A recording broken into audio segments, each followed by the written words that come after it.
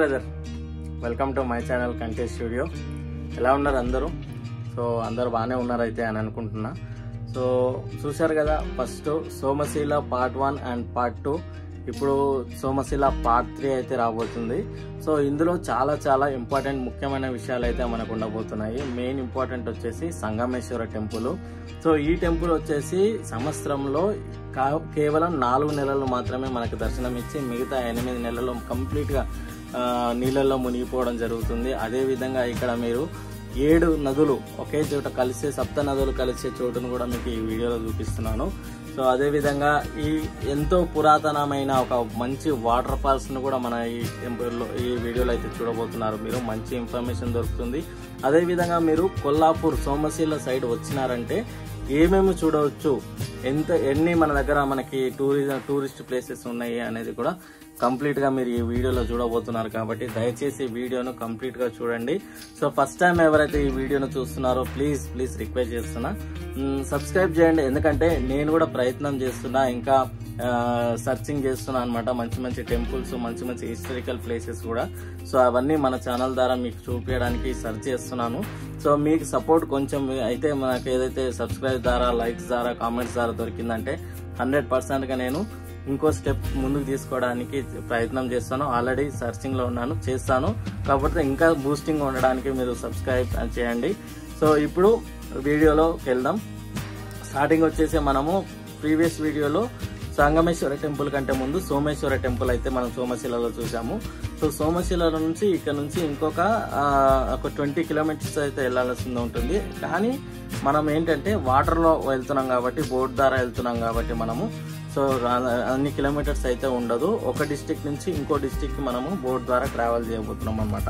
So మిగతా details video ద్వారా చూపిస్తూ ఉంటాను. దయచేసి కంప్లీట్ గా చూడండి, లైక్ చేయండి, సబ్స్క్రైబ్ చేయండి, కామెంట్ కూడా చేయండి. ఓకేనా? Thank you.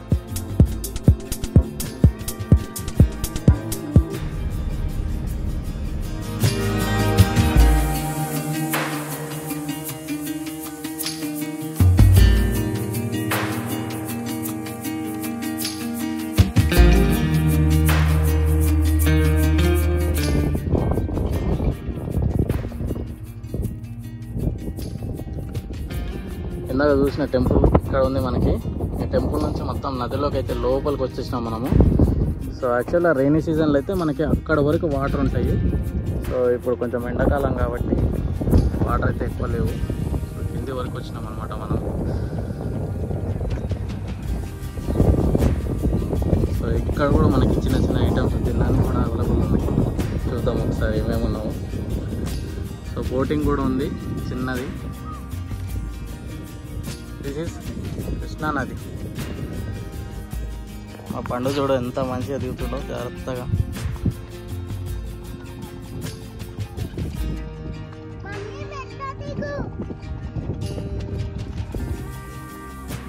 జాగ్రత్త, చూసుకుంటా దిగు, ప్రతి స్టెప్ చూసుకుంటా దిగు.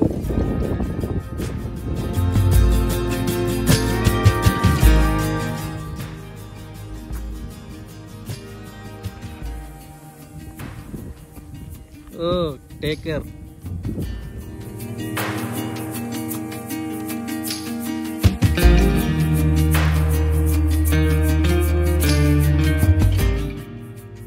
సో మనం ఇప్పుడు సోమశిల నుంచి బోట్ తీసుకొని సంగమేశ్వర టెంపుల్కి అయితే బయలుదేరడం జరిగిందనమాట.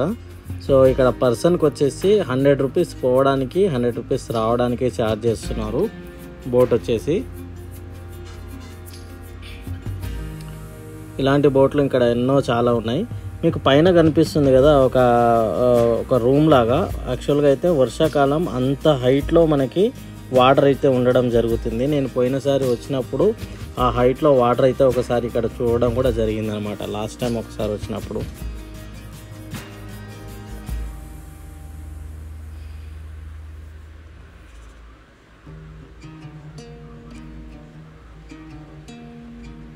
చూస్తున్నారుగా, బోట్లో ప్రయాణం చేస్తుంటే నిజంగా చాలా ప్రశాంతంగా ఉంది. సో ఇలాంటి బోట్లో ప్రయాణం చేయడం మాత్రం మొదటిసారి అన్నమాట. పెద్ద బోట్లో ప్రయాణం చేయడం జరిగింది. సో మనకు అంతా నీట్గా వాటర్ అనేది కనిపించదు అనమాట. కానీ ఇక్కడ చూస్తున్నారు, మొత్తం వాటర్కి చాలా దగ్గరలో కూర్చోవడం జరిగింది. సో మీకు అక్కడ రైట్ సైడ్లో ఒక చిన్న గుట్టలాగా కనిపిస్తుంది కదా, చిన్నగా కనిపిస్తుంది. సో అదే మన సంగమేశ్వర టెంపుల్. అక్కడ సోమశిల నుంచి ఇక్కడికి ఒక 25 మినిట్స్లో మనం 20 మినిట్స్ లోపలనే ఇక్కడికైతే రీచ్ అయిపోయాము. సో మనం ఇక్కడ గుట్ట దగ్గర కొంచెం మీకు కనిపిస్తుందిగా పడవకు పైన, సో అక్కడ వరకు వెళ్ళాల్సి ఉంటుంది అనమాట. నడుచుకుంటూ బయలుదేరాము మన సంగమేశ్వర టెంపుల్కి. అయితే చూస్తున్నారు చాలా చాలా పడవలు ఉన్నాయి. సో వర్షాకాలం అయితే మొత్తం కూడా ఈ పడవలు ఇక్కడ ఏదైతే టెంపుల్ ఉందో కంప్లీట్గా ఫుల్ ప్లెజెడ్గా మనకి టెంపుల్ అనేది మునిగిపోవడం జరుగుతుంది.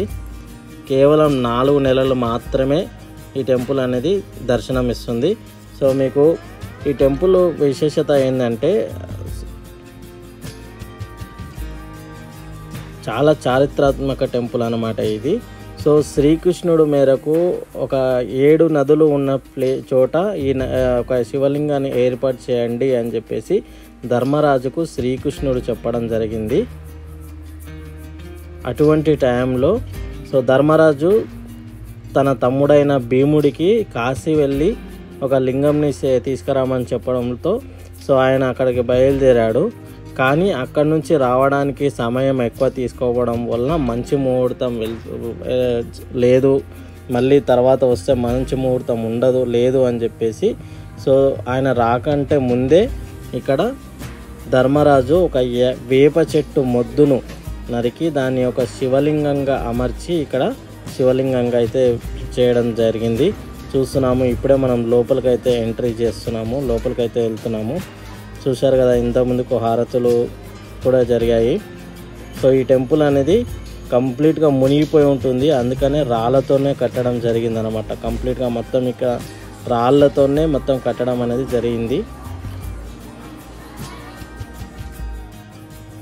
సో లోపలికైతే వెళ్తున్నాం మనం టెంపుల్ లోపలికి. సో ఇందాక చెప్పాను కదా భీముడు తెచ్చిన లింగం అదే అనమాట. సో భీముడు కాశీ వెళ్ళిన తర్వాత ఇక్కడ ప్రాణప్రతిష్ఠ చేసిన తర్వాత మళ్ళీ ఆయన లింగాన్ని తీసుకొచ్చిన లింగాన్ని కూడా సో ముందే అమర్చడం చేయడం జరిగింది లింగాన్ని. సో ఆ లింగానికి అభిషేకం జరిగిన తర్వాతనే లోపల ఉన్న లింగానికి పూజలు అనేది జరుగుతాయి అన్నమాట. చూస్తున్నారు మీరు వేప చెట్టు మొద్దు శివలింగం అన్నమాట. ప్రపంచంలోనే ఇలాంటి లింగాన్ని ఎక్కడైతే మీరు చూసిండరు. సో అంత ప్రత్యేకమైన లింగాన్ని ఈరోజు మీరు మన ఛానల్ ద్వారా చూస్తున్నారు.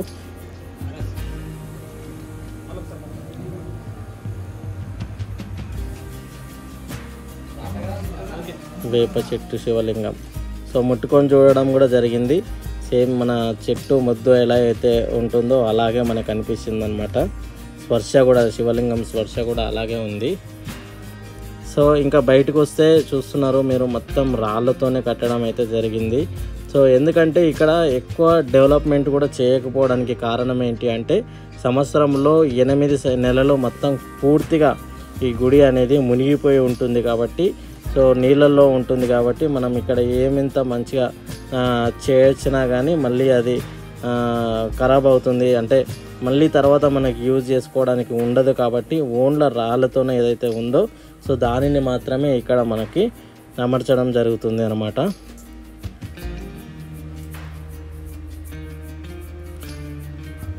శివరాత్రి ఫెస్టివల్ అప్పుడు మాత్రం చాలా బాగా సెలబ్రేట్ చేసుకుంటారు ఇక్కడ. చూస్తున్నారు ఇప్పుడు కూడా ప్రతి సోమవారం కూడా ఇక్కడ కిటకిటలాడుతూనే ఉంటారంట జనాలు కూడా. సో ఈరోజు కూడా అలాగే చాలామంది జనాలు అయితే ఉన్నారు. సో ఆత్మకూరు అనే విలేజ్కి అయితే చెందిన ఊర్లో మన ఈ టెంపుల్ అయితే ఉంటుంది.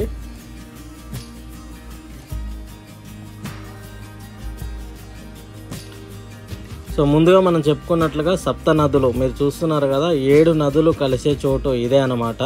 సో 7 నదుల నీళ్లు కలుసుకొని ఇక్కడ నుంచి ప్రవాహం శ్రీశైలానికి అయితే చేరుతాయి.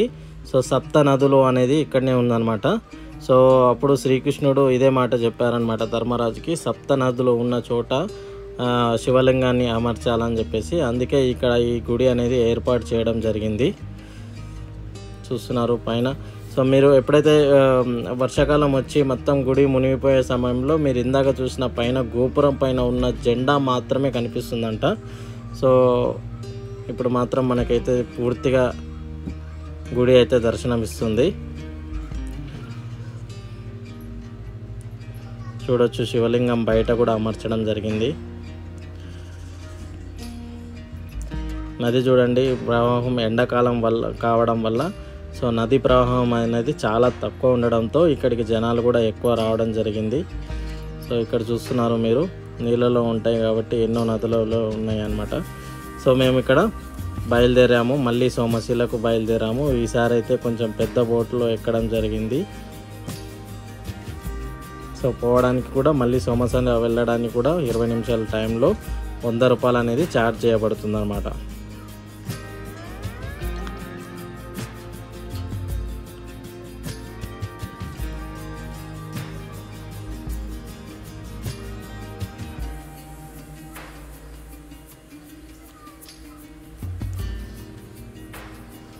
సో అక్కడ పైన కనిపిస్తుంది కదా, అక్కడికైతే వెళ్ళాలి ఇప్పుడు మనము. మరో 5 నిమిషాల్లో రీచ్ అయిపోతాం. సో వాటర్ అనేటివి ఇక్కడ వరకు పైన మీకు ఏదో రూమ్ లాగా కనిపిస్తుంది కదా, ఆ రూమ్ వరకు అయితే వర్షాకాలం ఉన్నప్పుడు వస్తుంది. సో వాటర్ ఫాల్స్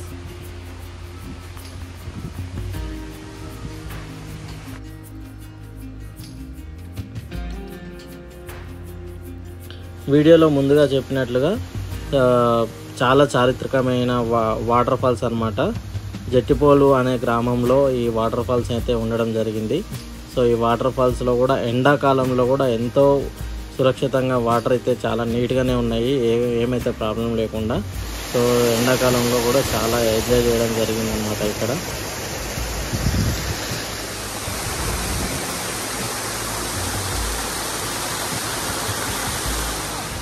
దీంతో పాటుగా మీరు ఎప్పుడైతే నాగర్ కర్నూలు డిస్టిక్ ఎప్పుడైతే వస్తున్నారో ఖచ్చితంగా ఇక్కడ నుంచి కొల్లాపూర్ నుంచి మళ్ళీ సోమశిల వచ్చినప్పుడు మీరు కొల్లాపూర్ నుంచి ఒక 10 కిలోమీటర్ల దూరంలో సింగోటం అనే గ్రామంలో శ్రీ లక్ష్మీ నరసింహస్వామి టెంపుల్ కూడా ఉంటుంది. ఆ టెంపుల్ మేము కొంచెం అనివార్యకరంగా లేట్ అవ్వడం వల్ల ఆ టెంపుల్కి అయితే మేము వెళ్ళలేకపోయాము. ఇంతకుముందుకు చాలాసార్లు వెళ్ళాము కానీ ఈసారి వెళ్ళలేకపోయాము. సో ఆ టెంపుల్కి అయితే ఖచ్చితంగా వెళ్ళండి. అక్కడ జనవరిలో వెళ్ళినట్లయితే మీకు సంక్రాంతి టైంలో పెద్ద జాతర కూడా ఉంటుంది. సో అలాంటి టెంపుల్ని అయితే మిస్ చేసుకోకండి. సోమశిల వచ్చినారంటే కొల్లాపూర్ నుంచి 10 కిలోమీటర్ల దూరంలో సింగోటం అనే గ్రామం అయితే ఉంటుంది. సో ఆ గ్రామం గురించి, ఆ టెంపుల్ గురించి కూడా మీకు డిస్క్రిప్షన్లో మెన్షన్ చేస్తాను. సో దాని లొకేషన్ డీటెయిల్స్ కూడా మీకు మెన్షన్ చేయడానికి ప్రయత్నం చేస్తాను. సో కాబట్టి ఖచ్చితంగా ఆ టెంపుల్కి అయితే మిస్ చేసుకోకండి. చాలా చాలా బాగుంటుంది. అక్కడ కూడా మీకు గుండం ఉంటుంది, స్నానం చేసుకోవడానికి అయితే ఉంటుంది. చాలా చాలా బాగుంటుంది. ఖచ్చితంగా అక్కడికైతే మీరు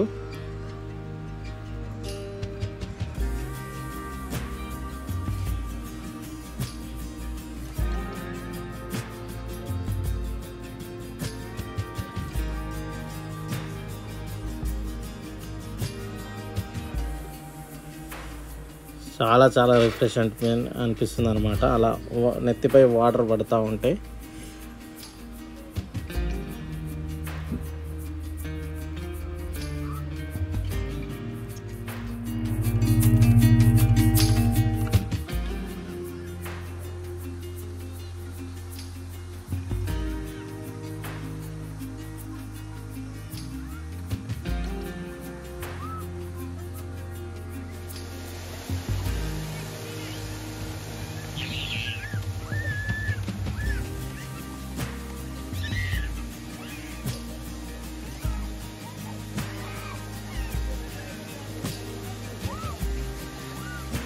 ఇదండి ఈ వీడియోలో డీటెయిల్స్. మీకు నెక్స్ట్ రాబోయే వీడియోలో కూడా చాలా ఇంతకంటే మంచిగా మీకు డీటెయిల్స్ అయితే ఇవ్వడానికి ప్రయత్నం చేస్తా. Thank you very much. Like చేయండి, సబ్స్క్రైబ్ చేసుకోండి, కామెంట్ చేయండి. బాయ్.